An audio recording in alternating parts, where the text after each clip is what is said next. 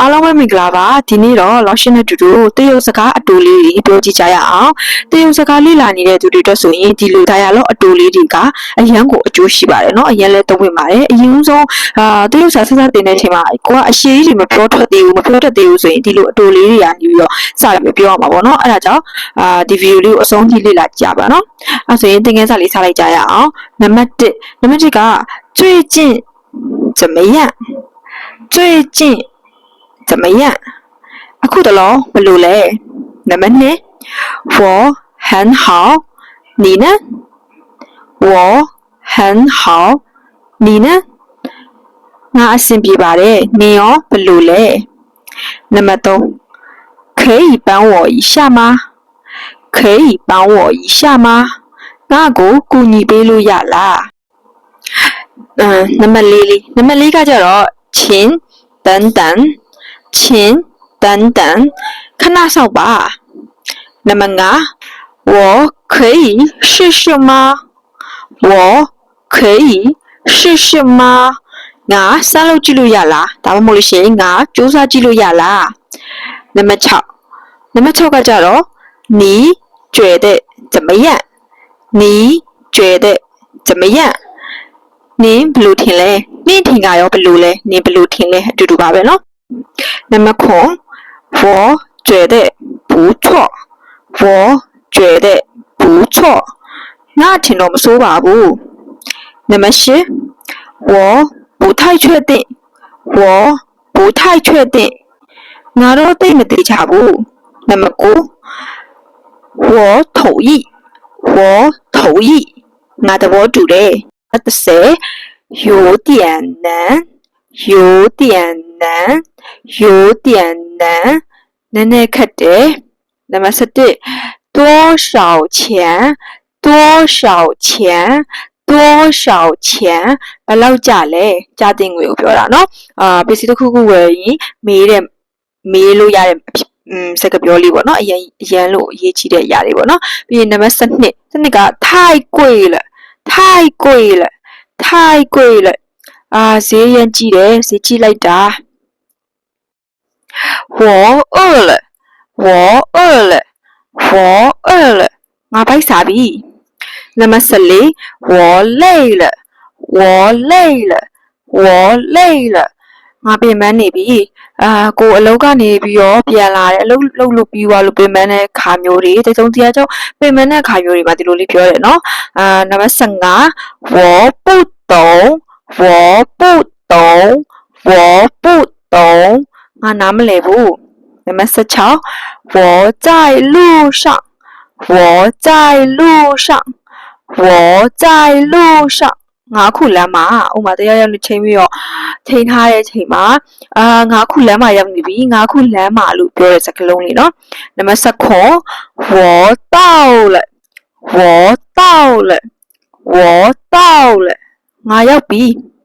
တနေရာကိုသွားတယ်ရောက်တဲ့အကြောင်းကိုပြောတာပေါ့เนาะ我到了ငါရောက်ပြီကဲအဲ့ဒါနံပါတ်18ဆက်သွားမယ်小心一点小心一点小心一点တတိထားဒီစလုံးလေးကအရန်အသုံးများရနော်နေ့စဉ်ပေါ်မှာလေတရရက်ကိုတတိထားလို့ပြောခြင်းတဲ့ခါမျိုးကိစ္စတစ်ခုခုလုပ်တာအနည်းဖြစ်မှာဆိုလို့တတိထားခိုင်းတဲ့အချိန်မျိုးမှာသုံးလို့ရတယ်နော်小心一点ဟုတ်ပြီနံပါတ်19ကိုသွားမယ်慢慢来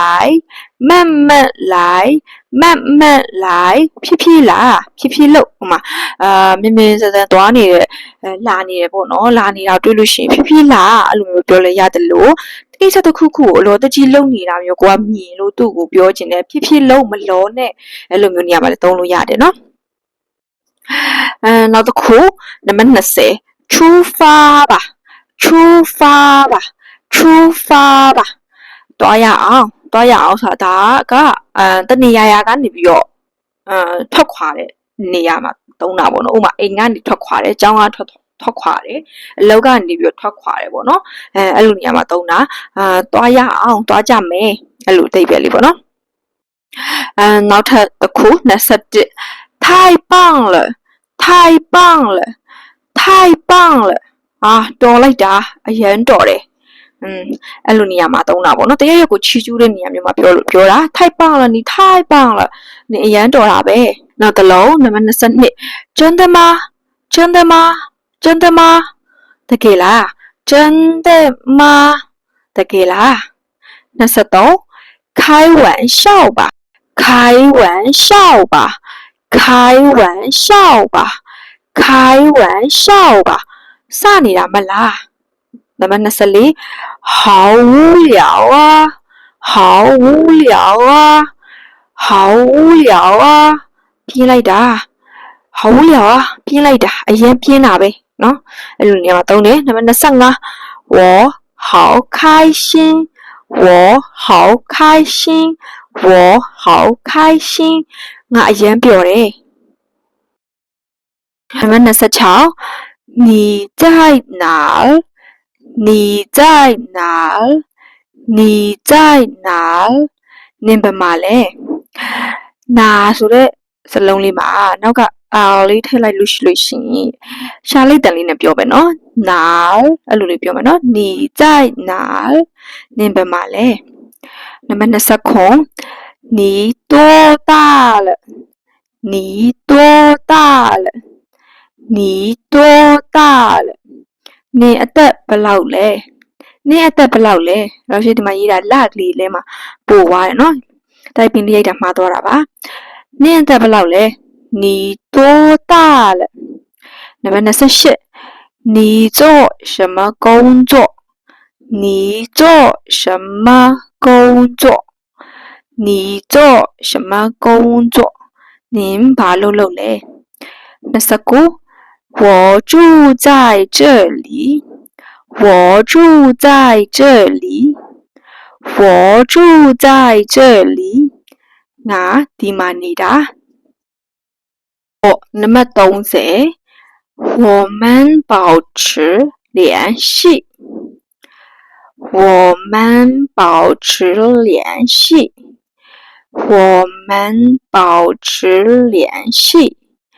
ငါတို့ဆက်ပြီးအဆက်အသွယ်ရှိကြမယ်နော်ပြောရမယ်ဆိုတော့သူရဲ့အဓိပ္ပာယ်အတိအကျပြန်မယ်ဆိုလို့ရှိရင်တော့ငါတို့ရဲ့အဆက်အသွယ်ကိုထိမ့်သိမ်းထားကြမယ်နော်ပေါ့နော်保持ဆိုတာဆက်ပြီးတော့ထိမ့်သိမ်းထားမယ်လို့ပြောတာပေါ့နော်ဒါပေမဲ့တင်းလျော်အောင်ဘာသာပြန်မယ်ဆိုရင်တော့ငါတို့ဆက်ပြီးတော့အဆက်အသွယ်ရှိကြမယ်ငါတို့ဆက်ပြီးတော့အဆက်အသွယ်လုပ်ကြမယ်ပေါ့နော်အဲ့မှာလာရှိကဒီဖြင်းလေးတွေလျံရှိကိုရှိလေးတစ်လုံးကြီးဖို့ကြံခဲ့တယ်ပေါ့နော်နံပါတ်31好久不见好久不见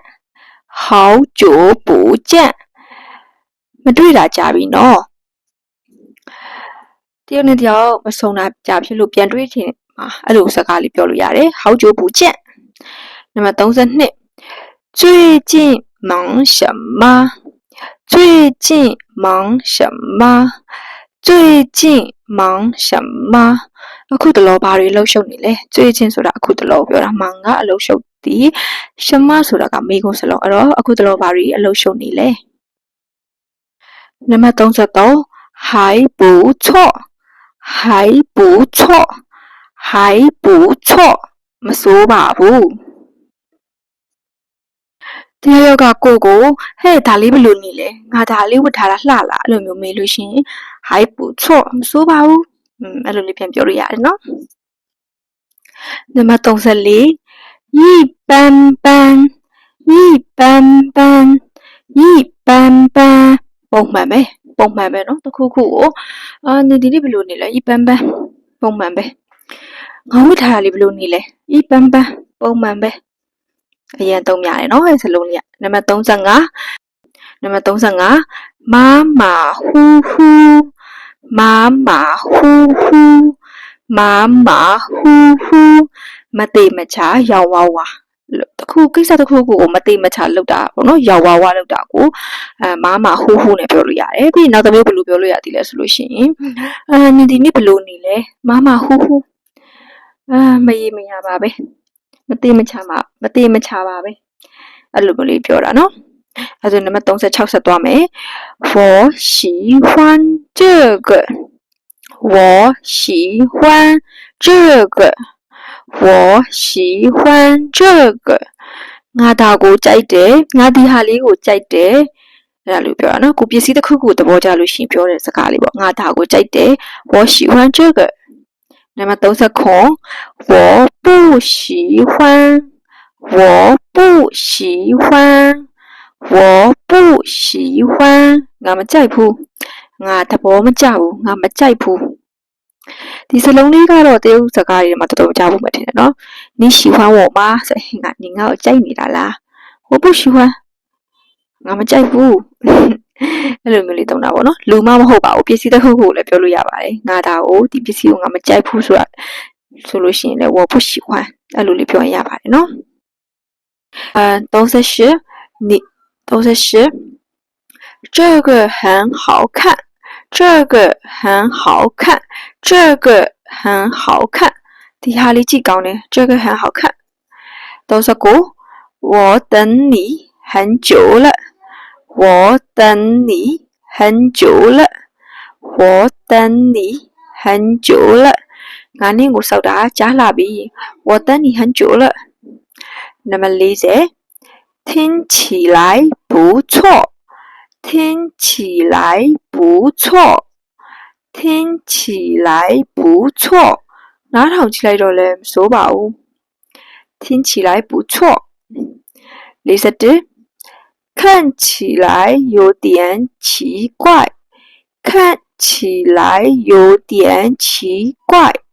看起来有点奇怪ကြည့်ရတာနည်းနည်းထူးဆန်းတယ်လို့ပဲ看起来有点奇怪那么42你现在方便说话吗你现在方便说话吗你现在方便说话吗နင်းခုစကားပြောလို့အဆင်ပြေလားဒီဟာလေးကဘယ်မှာသုံးလဲဆိုရင်ဖုံးပြောတဲ့နေရာမှာအသုံးများတယ်ပေါ့နော်ကိုကတရားရောက်ကိုဖုံးဆက်လိုက်တဲ့အချိန်မှာဟိုဘက်တစ်ဖက်လူကဖုံးပြောလို့ရတဲ့အခြေအနေလားမရတဲ့အခြေအနေလားကိုဒီလိုမျိုးလေးမေးတာပေါ့နော်你现在方便说话吗နင်းခုစကားပြောလို့ရလား43稍等一下稍等一下稍等一下ခဏစောင့်ဦးနော်44电话没信号了电话没信号了电话没信号了ဖုန်းတိုင်းမရှိတော့ဘူးဥပမာဆိုဖုန်းရဲ့စင်ကတ်တိုင်းကိုပြောတာပေါ့နော်ဖုန်းရဲ့စင်ကတ်တိုင်းမရှိတော့ဘူးစင်ကတ်တိုင်းမတက်ဘူးလို့ပြောချင်တာနော်နံပါတ်45网络不好网络不好网络不好လိုင်းမကောင်းဘူးလိုင်းမကောင်းဘူးဒီ网络不好ဆိုတဲ့ဟာလေးကလေကိုယ့်ဖုန်းနဲ့သုံးတဲ့ data ပေါ့နော်ကိုယ့် data နဲ့ကိုသုံးတဲ့နေရာမှာလိုင်းမကောင်းဘူးလို့လည်းပြောလို့ရတယ် Wi-Fi နဲ့သုံးတဲ့အခါမှာလည်းလိုင်းမကောင်းရင်လည်းပြောလို့ရတယ်ပေါ့နော်网络不好ခုနကတော့ကဖုန်းပြောတဲ့အခါကျရင်ဖုန်းစစ်ကတိုင်းမရှိလို့ထက်ဖြစ်တာကြတော့电话没信号了没信号မတူဘူးเนาะကဲဒီနေ့ဗီဒီယိုလေးကတော့ဒီလောက်ပါပဲနောက်နေ့ဗီဒီယိုဒီမှာ